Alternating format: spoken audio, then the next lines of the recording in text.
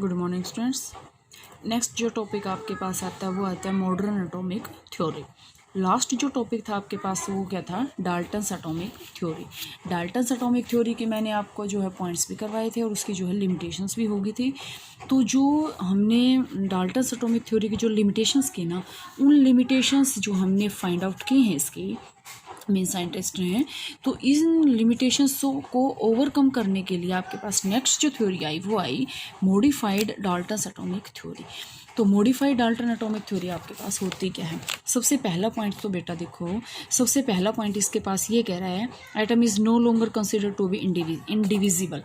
मतलब क्या है कि जैसे मैंने अभी आपके पास ये कह दिया कि जो डाल्टन एटॉमिक थ्योरी थी उसने ये बताया था कि अगर हम कोई भी मॉलिक्यूल लेंगे तो वो जो है एटम से मिलके बना है और एटम ही इसके स्मॉलेस्ट पार्ट है।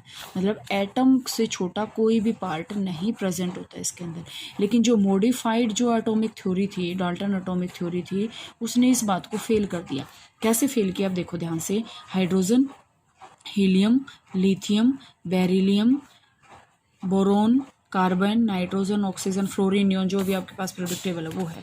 अगर हम हाइड्रोजन को देखते हैं तो आपके पास क्या आता है 1s1 1s2। तो ये 1 और 2 क्या है, अब ये आपके पास क्या होते हैं, मैंने आपको 9th क्लास से जो है पढ़ना शुरू कर रखा है। तो वहाँ से आपके पास ये है कि आपके पास क्या होता है कि किसी भी एटम के अंदर क्या होते हैं, सब एटॉमिक पार्टिकल्स होते हैं। सब एटॉमिक पार्टिकल्स मीन्स टू से क्या होता है कि किसी भी एटम के अंदर इलेक्ट्रॉन,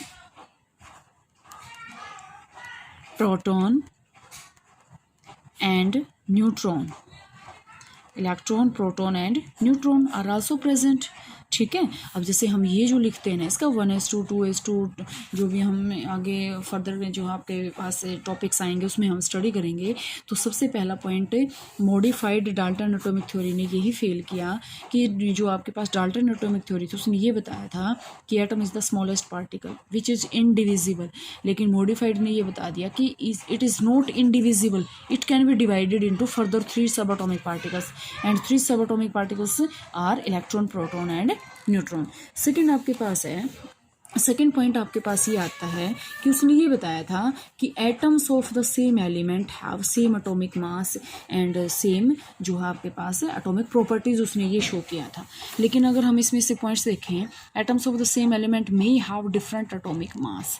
अब ध्यान से देखें कि for example atoms of hydrogen may have atomic mass of 1 AMU, atomic mass unit 2 AMU, atomic mass unit और 3 AMU। ये आपके पास क्या होते हैं, जो 1 2 3 ये आपके पास क्या होते हैं, आइसोटॉप्स बोलते हैं इसको। क्या बोलते हैं, आइसोटॉप्स। तो जैसे उसने ये बता दिया कि सेम एलिमेंट के जो एटम्स मॉलिक्यूल्स होते हैं उनका एटॉमिक नंबर सेम है। अब जैसे हम ये कहें, यहाँ से आपके पास प्रोटियम, ड्यूटेरियम एंड ट्राइटियम, अब ये तीनों हाइड्रोजन के पार्टिकल्स हैं सब एटॉमिक। तो ये फर्स्ट पॉइंट भी क्लियर है और सेकंड पॉइंट भी क्लियर है। अगर हम यहाँ से देखते हैं, इसके अंदर नंबर ऑफ प्रोटॉन के अमाउंट क्या है, सभी के अंदर 1 2 3, सभी के अंदर जो है डिफरेंट आ रहा है। ठीक है, सॉरी, इसका जो एटॉमिक मास आ रहा है, तो एटॉमिक मास ये हम इसको क्या बोलते हैं, isotopes having same atomic number but different atomic mass.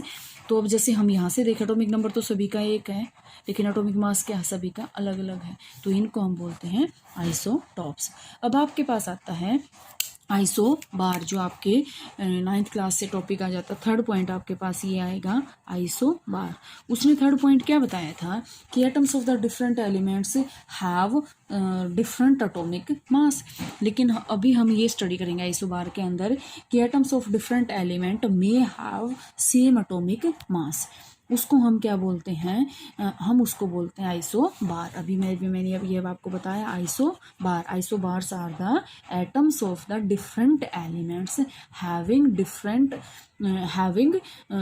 Same atomic mass which and same atomic mass and different atomic number.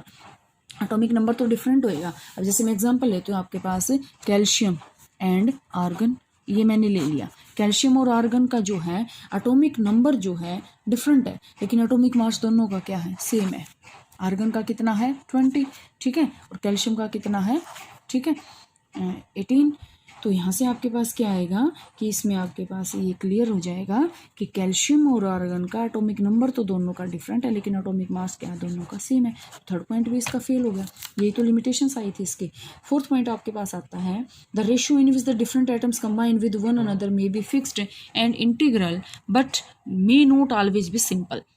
अब ध्यान से देखिए बच्चे इसमें कि ये कह रहा है कि जो उसने बताया था कि जो रेशियो के अंदर जो एटम्स हैं, मॉलिक्यूल्स हैं, वो कंबाइन होते हैं, उनकी जो आपके पास रेशियो है वो सिंपल मिलेगी और होल नंबर में मिलेगी, इंटीग्रल में नहीं मिलेगी।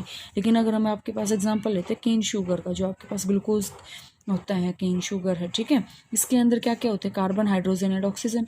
ये जब कंबाइन होंगे तो ये इस रेशियो में कंबाइन होंगे। इसका मतलब क्या है, which by no means is simple. ये कोई सिंपल रेशियो थोड़ी है, दोनों तीनों की डिफरेंट है।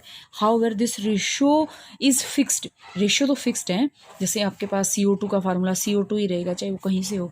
H2 का फार्मूला H2 ही रहेगा, चाहे वो कहीं से आपको मिल जाए, ठीक है। लेकिन वो क्या है, इंटीग्रल भी है। नेक्स्ट पॉइंट आपके पास आता है, atom is the smallest particle that take part in chemical reaction.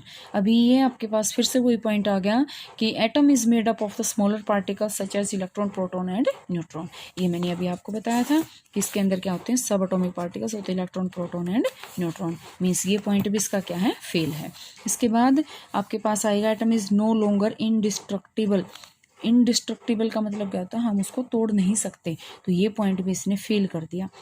Uranium जो है ना, अब जैसे हम ये कहें by carrying out nuclear reaction जो होती हैं, atoms of an element may be changed into another. For example atoms of nitrogen can be changed into oxygen by bombardment with alpha rays. मतलब नाइट्रोजन के मॉलिक्यूल को हम जो है दूसरे मॉलिक्यूल्स के अंदर जो है चेंज कर सकते हैं ऑक्सीजन के अंदर, जब इसके अंदर से हम अल्फा रेज को पास करेंगे तो, ठीक है, उसके अंदर क्या हो जाता है, वो चेंज हो जाते हैं। तो ये आपके पास क्या थी, इसके आपके पास क्या थी, ये आपके पास जो है एक इसमें से जो है बहुत अच्छा यहाँ से जो है डेफिनेशन आ रही है, the process of inter conversion of elements through changes it's in atomic nuclei is called transmutation. क्या बोलते हैं उसको, ट्रांसम्यूटेशन। बच्चे साइंस के अंदर म्यूटेशन का मतलब ही क्या होता है, चेंज होना, और ट्रांस का मतलब आपके पास क्या होता है, आपस में एक दूसरे के साथ अदला बदली। तो इंटर कन्वर्जेंस जब एलिमेंट्स का हो जाएगा एक दूसरे के एटॉमिक न्यूक्लियाई के अंदर, तो हम उसको क्या बोलते हैं, ट्रांसम्यूटेशन। तो यहाँ तक का ये जो टॉपिक आपके पास मॉडर्न एटॉमिक थ्योरी या मॉडिफाइड एटॉमिक थ्योरी, तो यहाँ तक का आप इसको बहुत अच्छे से स्टडी करेंगे हर एक पॉइंट्स को, और यहाँ तक कि आप साथ साथ नोट्स भी बनाएं। इसके बाद आपके पास एवोगाड्रो हाइपोथेसिस आएगा, एवोगाड्रोज ला आएगा, वो जो है नेक्स्ट में करेंगे।